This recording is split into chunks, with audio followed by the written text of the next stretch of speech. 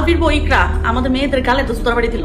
এত ফাইট করলাম বোন তোমার নিয়া, এত কিছু করলাম, এত ভিডিও বানাইলাম আমরা একদম জান প্রাণ দিয়ে দিছি বোন, তোমার জন্য এত যুদ্ধ করছি। কি হইলো বোন, তোমার গোপন জিনিস এমন করে পাস হয়েছে, ঠিক আছে, ব্লাস্ট হয়েছে সোশ্যাল মিডিয়াতে। তুমি সিগারেট খাইতে নিশা করতাম, আমরা তো এগুলো জানতাম না রে বোন। আসলে কারো সংসারের খবর কেউ আসলে জানে না, আমরা আসলে দূর থেকে জাজ করা উচিত না। আলবি ঠিকই বলছে, ঠিক আছে, কোনো তো একটা কাহিনী ছিল, নাহলে একটা পুরুষ চরিত্র তো খারাপ হইতে পারে না। কিভাবে শুটিং আরেক মেয়েদের সাথে পরকিয়া করে, তুমি বোন দিতে অন্য পোলাপান নিয়ে ব্যস্ত ছিল, আর তোমার জামাইলে অন্য মেয়ে নিয়ে ব্যস্ত ছিল, তোমার মনে হয়তো কম্প্রোমাইজ করে নিছিল এটা।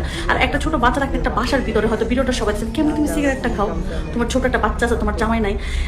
ইকরার সাথে যারা সিগারেট খাইছে বা নিশা করতো, যে ভিডিওটা আপনারা সোশ্যাল মিডিয়ায় ভাইরাল হয়েছে, তাদেরকে ধরেন। আমি বলবো ইকরা বাপ মাকে, তাহলে আপনার মেয়ের সত্যিটা আপনারা জানতে পারবেন।